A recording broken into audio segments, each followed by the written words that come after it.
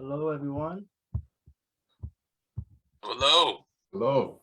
You can hear me and see me. Welcome to the next installment of the Harnessing Happiness Black Male Leadership Roundtable.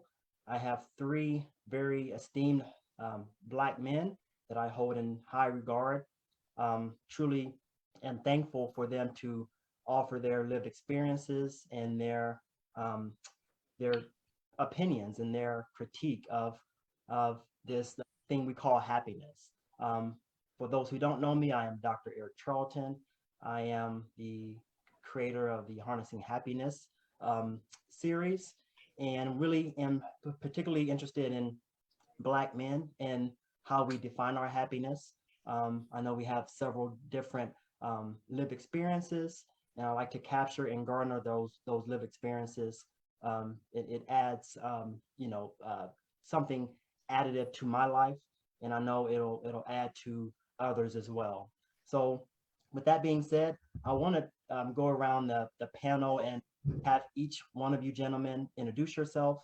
Take about 45 seconds to a minute, and then we'll get right into it. So I'll start with Victor, Mr. Jones. Mhm. Well, hello, everyone.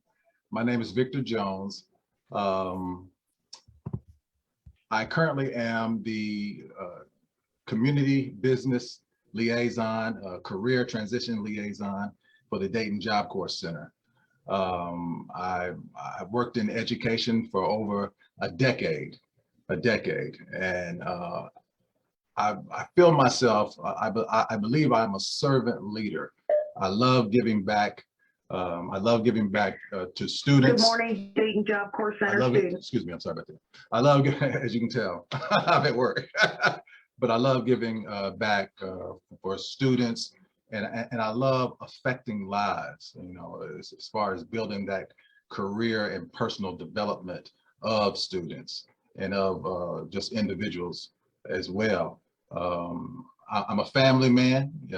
Family brings me tremendous joy. And also, I am a Christian. Of course, I believe in God, and God has brought me just numerous things in my life, and through knowing Him, has helped me be able to really help others. And so, hopefully, during this discussion, I'll be able to share some insight and share some value for you all. Awesome, awesome. Thank you, Victor. Harris, now you introduce yourself. Great. Thank you. I always like to start with my name, Harris Kojo Glover Tay. It's a mouthful. So Harris, common last name. My mother's from Panama, Central America. Kojo, they name us after the day that we're born. My father's from Ghana, West Africa, and we are from the Tay clan. I always like to start just because it kind of shows the tapestry that makes up the man that I am. I am a head coach with Align Performance. That's where I do executive coaching, diversity and inclusion training. I've been doing D&I work now for over 10 years. I started with my background in community organizing in Dayton, Ohio, where I learned, came out of college just ready to change the world, thinking I'm going to do it. Oh no, that's the work of the people. And again, just like my brother Victor Jones said, you have to be a servant leader. It's not about you. And as soon as you realize that it's not about you, true change, not just true change, but sustainable change can occur.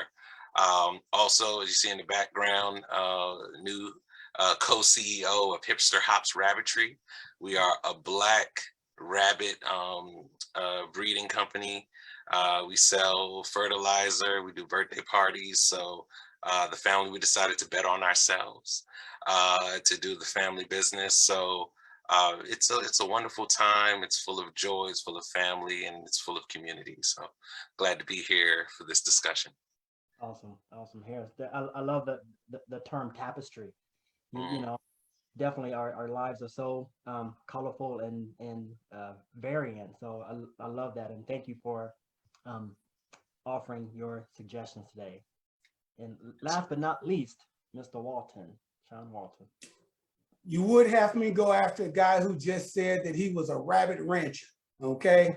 I mean, I don't know what I can say. No. My name is Sean Walton Sr. As my Facebook profile says, I am a public speaker, trainer, and servant leader, like the other men on the panel. I am a father, a biological father of two, however, two adult children, 36 and 31, soon to be 32. And I spent a great number of years working with the community. I spent some time building the Community Action Partnership Youth Empowerment Center, winner of a couple of best practice awards. And then moved on to work for the city of Dayton as a community police council, director of community police council, and community initiative to reduce gun violence. And also spent 5 years as youth minister for Grace United Methodist Church. And I've done a few other things throughout the life. All that's just to say that you might be able to listen to just a little bit of what I have to say. But that's it. I'm a consultant. I'm a consultant and just glad to be here. Thanks. Awesome, awesome. Once again, gentlemen, I truly thank you all for participating today. So I'll get right into it. I try not to ask each one of you the same question, but first, for Sean, Sean, what defines your happiness? Peace. Peace. Like literally, you know, that is my prosperity. I've written on it a few different times, you know, kind of a short rants and you know, just, you know, a few pieces on it, just the prosperity of peace. And as long as, you know, I control some parameters on my peace, I'm happy. You know, it really doesn't take a lot for me. You know, if my environment is peaceful, if my family is healthy, and if my family is unhealthy, if I'm at peace with that, that's what defines my happiness. Wow, wow, thank you. So what can you say to a young man who doesn't have that environment, to, you know, his perception of peace is not there? What advice could you give to him? Find spaces, like find peace within your own head. I tell people all the time, I am at the best time inside my head. I can travel anywhere in my head. Read, if you're not really hooked on reading, or you know, have some reading deficits, they've got something called audiobooks now, you know? And so find some good audiobooks, explore a little, go places you've never been before, where, you know, where your feet can't travel, your mind can travel. So I say find things that you enjoy, right? All by yourself. Learn to enjoy your own company. I don't care if it's a closet, clear that space out at the bottom of that closet where you can get in and make it be your own space, right? So try to find some physical spaces that you literally set up that make you feel good just being in it. You know, my house is that. Right now it's a storage unit, but this is the peace zone. For a young person, it may be a corner of their room if they share a room with someone else. But one place that we own all the real estate right now is our own head. So my thing is go into your own head, that creative space, and find you a place of peace all by yourself inside your own head. Awesome. Inside your own head. I love it. I love it. Victor, Yes. What has been, or what are some of the elements in your life that helps to support your personal happiness? Of course, you know, and I know you're going to hear this a lot. My relationship with God, me building that foundation has helped me be a better family man. And that comes next. My relationship with God and family. Family gives me tremendous support and happiness. My beautiful wife and two beautiful daughters, they give me that strength to keep on going, and that supportive strength. Of course, being around the correct individuals, those positive influences, those colleagues, friends, acquaintances. Just make sure they're positive. They're positive and good for your emotional health and mental health. So co-workers, as well. All those aspects play a tremendous role in how you treat others. So having that support system, that nucleus support system of Christ and my family is able to provide me knowledge and experience in regards to treating others. It helps me know how to treat others as well. I do believe it's crucial. It's a crucial component of how we feel about ourselves is going to affect how we treat others. And so I focus on those areas, but I also, as the gentleman stated before, self-help books, reading those things that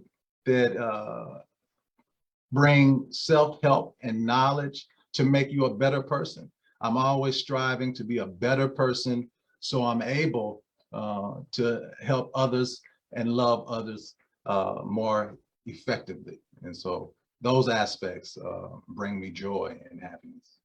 Awesome. Thank you. Harris, because of your diverse background, before I get to that, there was a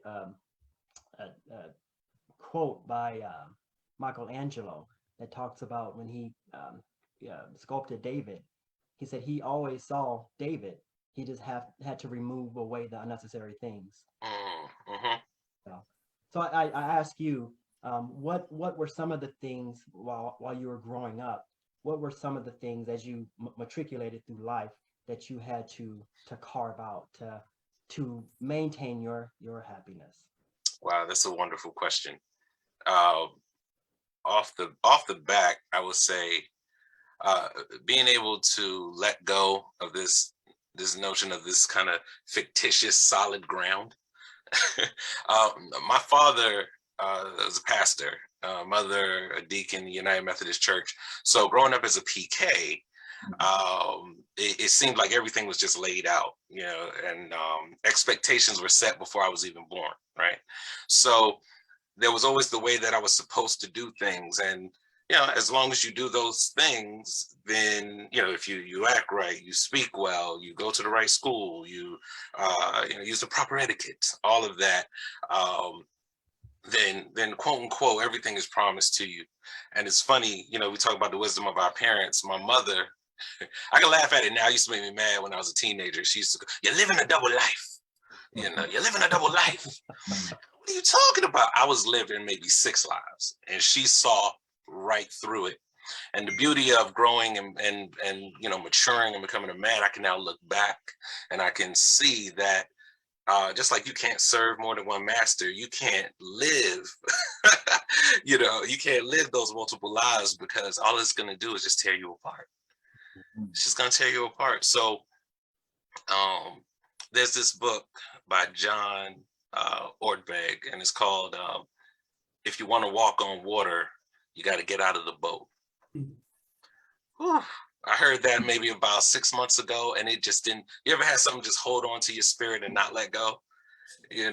Just like the angel, you're just not gonna let go. So it's been a challenge for me to get out of that boat. Means to let go of what I thought was solid ground, what I perceived as solid ground, because the true solid ground is a spiritual, faith-based thing. So, for example, 5 years ago, I was diagnosed with adult ADHD. Turns out that I've had it my entire life.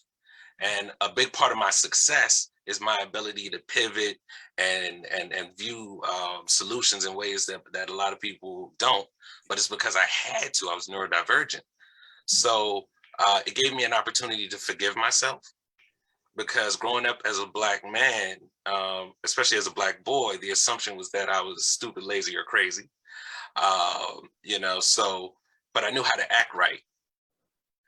So being able to make that a part of like my coaching style, and specifically now I work with a lot of executives who, and a lot of people still have that shame and guilt, are dealing with neurodiversity, whether it's autism or ADHD, able to help them, especially if they're masking and trying to reveal their true self. So first and foremost, embracing being a neurodivergent executive leader. That's number one. Number two is embracing therapy. It was my therapist, because those are the actions that make our community, the way we treat each other, right? And then how it pays itself forward. So, how does love relate to happiness? It's about truly understanding grace. And I'll add one other piece. I've been thinking a lot about the scripture around the peaceable kingdom. My younger brothers and sisters, they're like, oh, the king, saying king, that's sexist. So the peaceable kingdom is what I'm calling it, right? The peaceable kingdom, because we family, right? There's this notion about the lamb, the wolf laying with the lamb. And I always found that to be kind of, kumbaya, yeah, everything be great when Jesus come back. All right, cool. But the actual divine factor for me is the wolf always has the power. Like, let's not pretend that if the wolf is laying with the lamb, that it's the same agreement between the two, right? So it goes against our human nature to actually choose peace, to actually choose love. And that's the decision part, right? So that lamb has to trust that the wolf won't devour him, and the wolf has to work to say that I'm not going to lean into that quote unquote nature. So I'm going to choose to be different. So when they say happiness is a choice, it's about choosing grace and choosing to be different. It's not like, oh, I'm just going to be toxic happy and just pretend like the pain doesn't exist. No, but I am going to do the work to show grace to others, and just hope that permeates the community. Wow.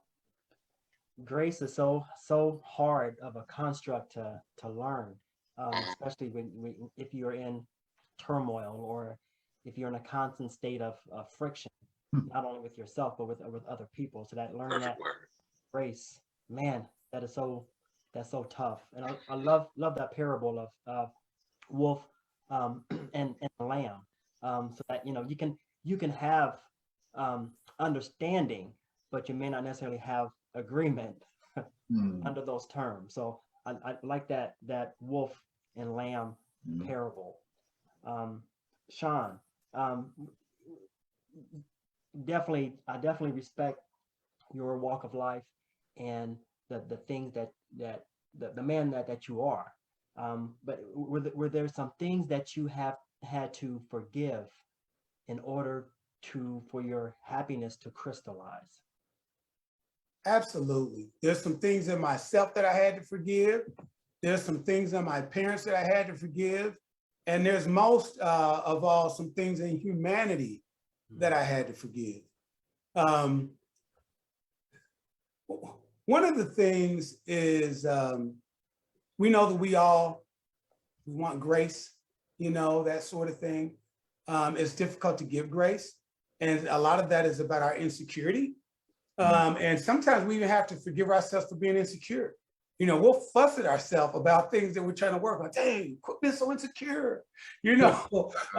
So one of those things is kind of forgive also things that other people put on me, like things that were perhaps positive, but I internalize them as negatives based upon what other people said. So like I tell, just live long enough. Most of that stuff that people are, less than 1% of the people in the world own the wealth. Now, we're not going to talk about all the trickery and all of that. But I mean, when I say even the prosperity, and for me, the prosperity is peace.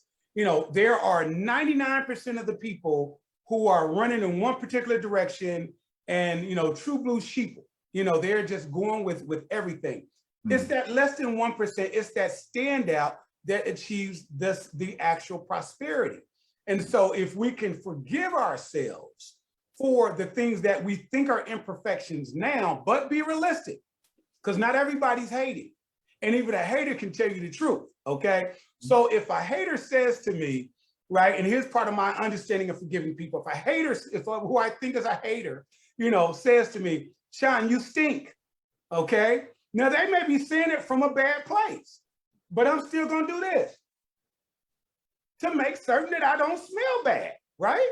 Now, you know, a friend can say the exact same thing. So part of that forgiveness keeps me in a constant place of returning to peace. Like Brother Victor said, you know, it's something you work on. All this is something that you work on. When I was less secure and more unforgiving, folks may have developed a new level of respect for me because I didn't raise hell, but I certainly would throw some hot water on it to put it out, right? So I was very unforgiving in that particular way because I was still worried about folks trying to take advantage of me because I have also a very nice side, right? So once I realized that, man, that forgiveness and forgiving the humanity in people, because we are all human, that forgiveness has led to major love for myself. I'm good with how I am. I'm not perfect. You know, I got things that I need to work on, but I forgave myself. Listening to my parents' stories, any pent up sorrow that I had for them, things they did not do. I didn't have to forgive them. It actually moved. Once I heard their story, I moved past forgiveness to flat out empathy. Like, man, thank you for not putting us in trash cans because you had the worst, you got dealt a hand that's just amazing. So part of forgiveness is knowing your own story, right? Being able to retell your own story to yourself, knowing the people around you's story whenever possible. Ask people questions and listen. It helps you forgive them. It helps you understand them, right? Right. And also knowing the story of Black people, because oftentimes we can be very hard on one another. So we have to continue to retell our story to ourselves so that we're not making excuses, but we are making understandings that we are not just somehow genetically defective, quite honestly, just factually and statistically speaking, we're quite gifted. And historically speaking, we are quite extraordinary, as a matter of fact, right? But we have to continue to tell our own story so that we can forgive some of those things that we see on the outside exterior right now, some of those behaviors we see, so that we can get to that, you know, real love and confidence. So hopefully all that mixed in, that little gumbo I gave y'all, brings you back to, you know, that's where that forgiveness, the forgiveness is a whole body for me. It's me, the people around me, and the world around me whenever possible. Awesome, awesome. I want to drop the mic right there, but you know, you said so much in terms of and I call it holding on to forgiveness. You know, you have to hang on to it because the things in nature, that we encounter will definitely make us act out in ways that will take us back to our old self. You talked about retelling the story so you can sort of recall the hurt. Empathize, you know, so you can learn how to empathize with someone, putting yourself in someone else's shoes, and that's learning our history as Black men and committing yourself. And I just think that for us as Black men, we need to cling to those principles and hang on to them, because you know it's easy to let go. It's easy to give up. It's easy to say, you know what, only I'm going through this, even though we have a shared history. And I love that. Dr. Martin Luther King says, forgiveness means a willingness to go any length to restore a broken relationship. And you know, as you all can attest, as Black men, as Black people, we have a lot of broken relationships. The most important broken relationship sometimes is with us. You know, and we get in our own way. We're in a perpetual abusive relationship with ourselves. So that in itself is not a good thing. But I'll be quiet there. Victor, I want to ask you if you had your board of happiness, your board of directors for your happiness, who would be on it? Wow. Oh, that's deep. My board of happiness. Definitely my family, my wife and my two children would definitely be on it. My mother would be on it. I've got to incorporate my pastor. I got to incorporate my pastor. And oh my goodness, that's a good question. I love a good self-help instructor. I feel like I need them. You know, I'm constantly listening to a lot of self-help YouTube videos, to be honest. You know, I'm listening to a lot of, I listen to some of the ones that you all probably heard of, but not maybe some of the younger crowd hasn't. Jim Rohn or the Les Brown, you know, these individuals. I love positive. I love to be around positivity, and I love leadership, and I love motivation. And so that happiness, I would have to have my wife, my two daughters, my pastor, and maybe incorporate a self-help instructor, a solid self-help instructor as well. Awesome, awesome. I am gonna ask, you know, Harris and Sean the same question. I'm real curious to hear your answers in terms of your board of directors when it comes to happiness. Who guides you? I'll start with Harris. All right. I'm just gonna go ahead and just say, you know, just copy and paste my mother, wife and kids. If this ever comes back up, y'all were first. Y'all go dig it in the graves. You know, so let's see. All right. So outside of my foundation, I don't know if you just heard the kids. They don't care what daddy do. So I would have to say my father, who has passed, and I feel like I know him more now. That now that I've become a father and become a man and can now reflect on who he was. Because my father and he passed when I was 23, 25. And, you know, at that point in time in my life, I was at that stage where it was like, this is who I want you to be as my dad. And the older I get now, it's about, oh, this is the man you were. And I see now traits in the decisions that I'm making and understanding him better. So that kind of, and again, now I'm going to get into, you know, kind of our African mythology, knowing that our ancestors are there,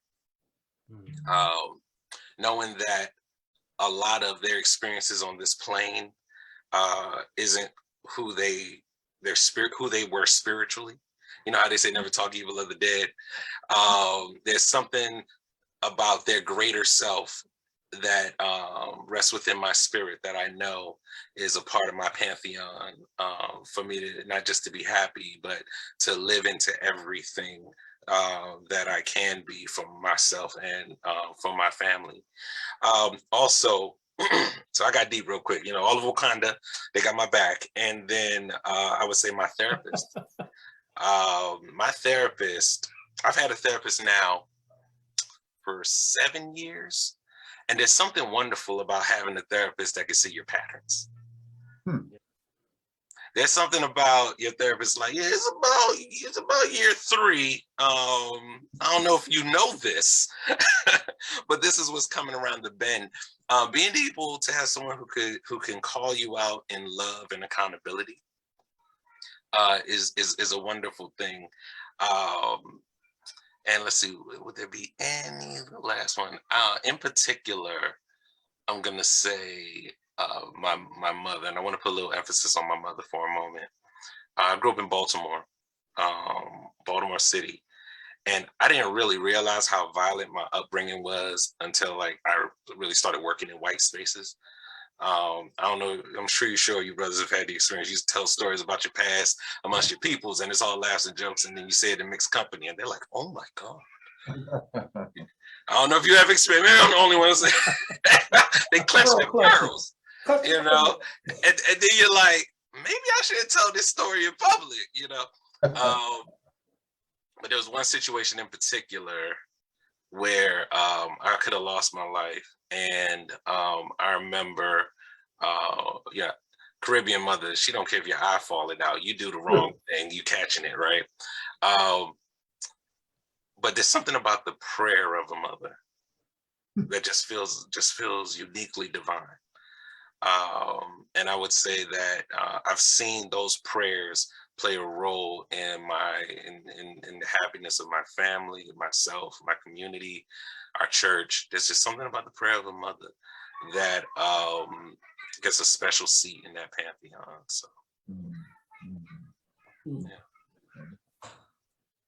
Before Sean goes, I definitely like the fact that you said therapy. I definitely need to make an appointment myself, but I think it's important that we tell, when we talk about our lives, and just really talk to a third party, you know, that doesn't necessarily have any stake or ties into in a non-judgmental way, that you're able to just speak about what is ailing you, think about things that are perplexing you.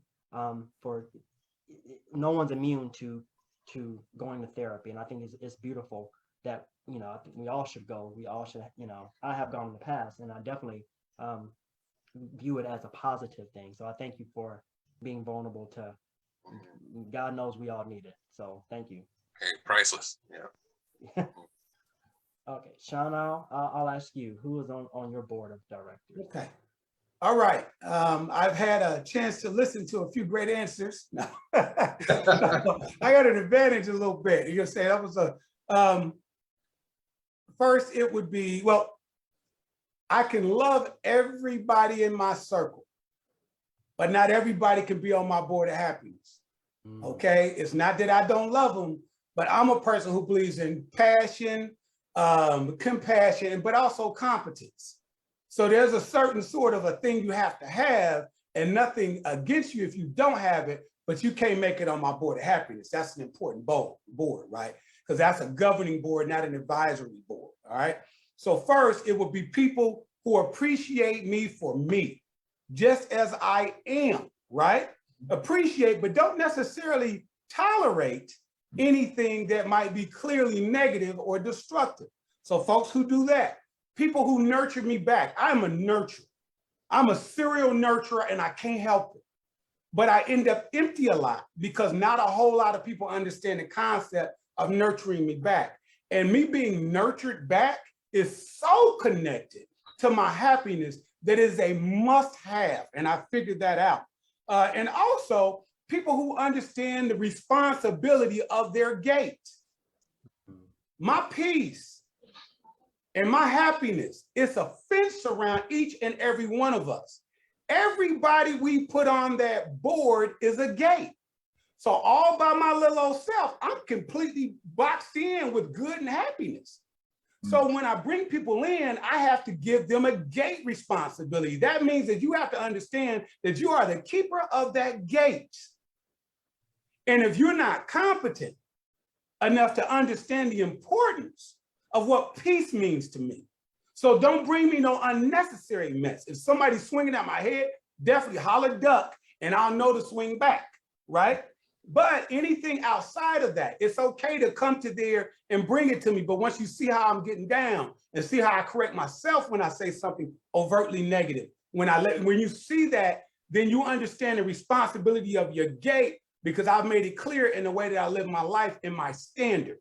So that's what it is. It is folks who appreciate me for me, the way I am, but don't, but love me enough to also say, hey, you should maybe think about that, right? And also understand if I say I'm okay where I am right now, because number one, I'm just gonna be real with you. I am so extreme. I take all extreme advice from God, so it's never an offense, right? You may be brilliant, but you're not smarter than God, okay? So God is the Holy Spirit first. So that's part of understanding and loving me for me, knowing the extreme relationship I have with faith in the Holy Spirit. And like I said, that nurturing is just, oh my goodness. That nurturing is so important, because as givers, we can be emptied out. And it's, man, it's hard to say we need nurture, right? But because I'm a nurturer, I require nurture. That's literally recharges my lifeblood. If you want me to be on this earth longer, I can't keep pouring out and not get poured back in. But, like I said, with all that said, That gate, those are gatekeepers. And here's the reality. If I find that you cannot keep that gate of happiness, I have to love you, but take your gate responsibilities and I'm gonna fence off that side with no gate until I can find somebody who can accept the responsibility of that gate. I love it. Wow. Got you. Wow. Thank you. You once again dropped the mic. I love the gate analogy. And one of my terms of my board is time. Just, you know, I of course, for me, my time equates to peace. So I definitely connect with you, Sean, but anybody who is wasting my time, or that's why I sort of struggle with in meetings. I've said this before, I just struggle with meetings because people start talking about cats, start talking about their dogs, what they did last week. And I'm thinking, wow, I protect my peace by my time. So if you're, you know, doing things that are pressing against my time, and if I feel like I'm wasting it, like you, I'll close off that section. I'll keep moving because I love you, but yeah, you definitely, and you're not being aware of others sensitivity to their space and time. So last question for each of you. So I definitely would like to post that, you know, understanding your gate to, within your happiness. But what, and I'll start with Victor. What has been the happiest phase of your life?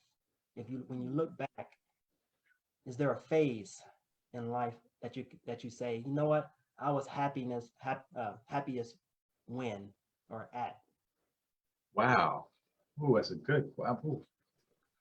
Oh, I was happiest. Ooh, that's tough. You're gonna get me in trouble. All of our loved ones are just leaning in now. You know, I mean, oh wow, you know, oh gosh, I got some, you know, when I first got, you know, when I got married. That's the Well, I have to say, I wasn't thinking about yeah, that, you know, I was thinking about just personal happiness. yeah, Just personal happy. Yeah, personal happy. You know, when and I know you've heard this a lot. When I really built my relationship with Jesus Christ, I have to say, for me, it changed my life. It gave me the most confidence that I ever had. It gave me the most confidence. It made me be able to love others in a tremendous way, to have certain forgiveness, the forgiveness because forgive them, Father, for they know not what they do. You know, all those things, you know, once I built my relationship with Jesus Christ, that really changed my life. It made me have more patience with people, patience and understanding, more self-love, which assisted me in loving others in a big time way and helping others in a big time way.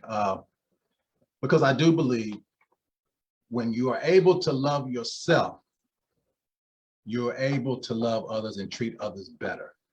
I mean, it just resonates. You can't help but to be able to affect others in a positive way when you feel positive and good about yourself. It radiates.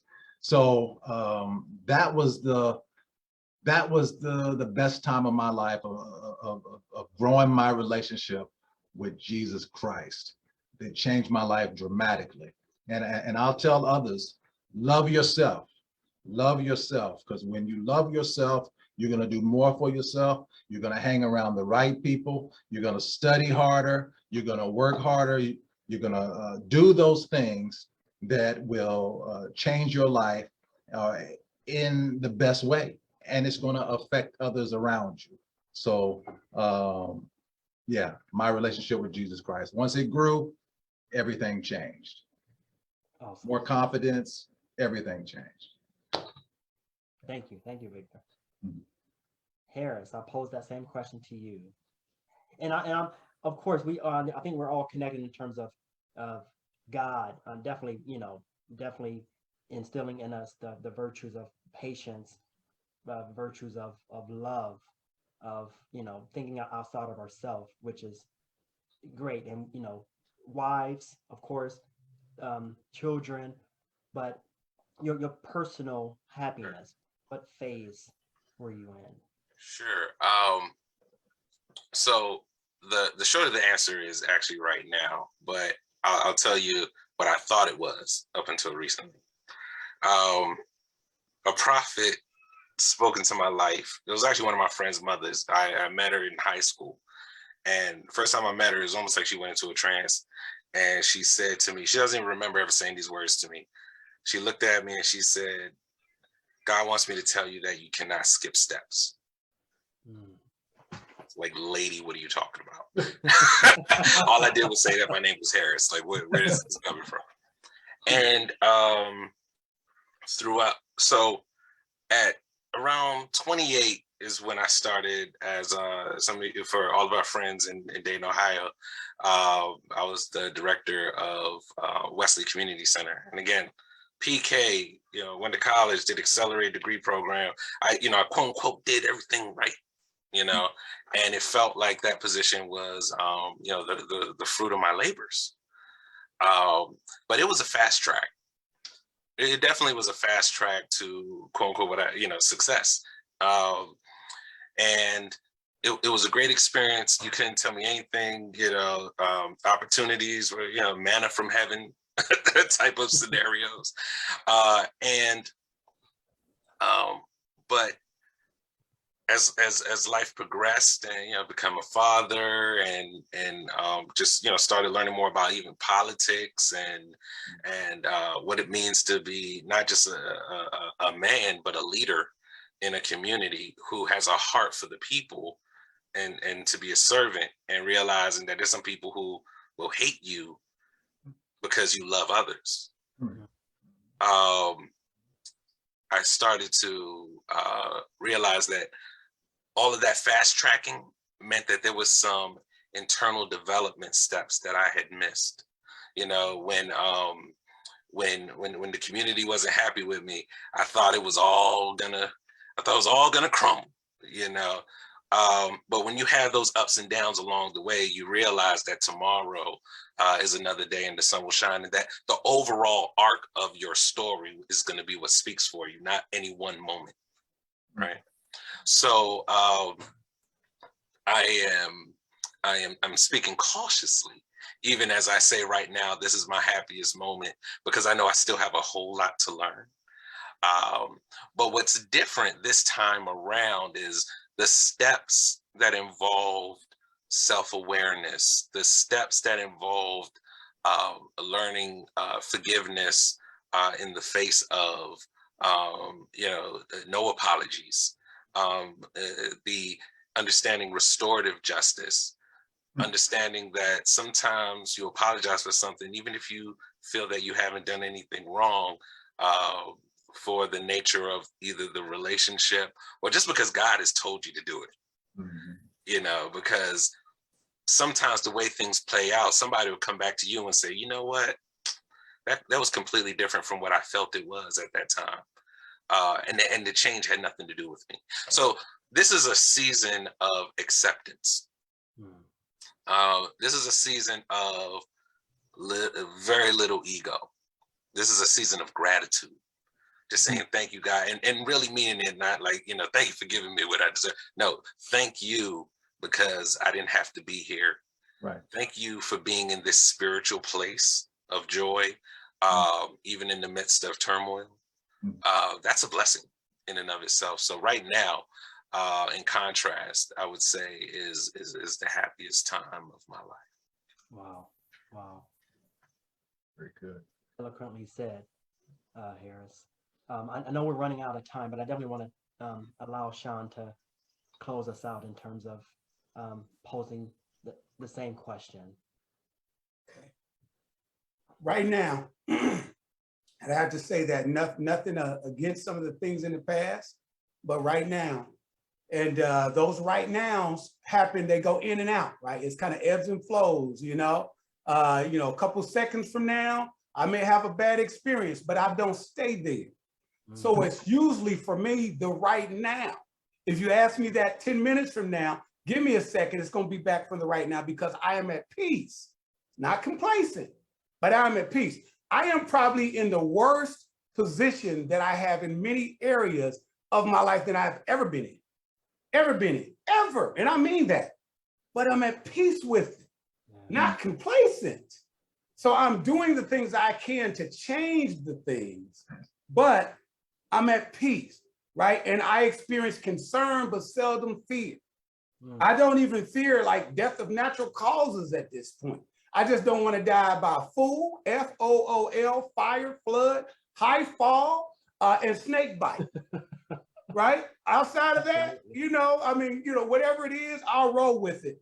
So, just that, and it was a journey. So I'm not bragging about how good it was a journey, man. If folks only knew, man, if they only knew, but if I could give some of this to you, I would give it to you.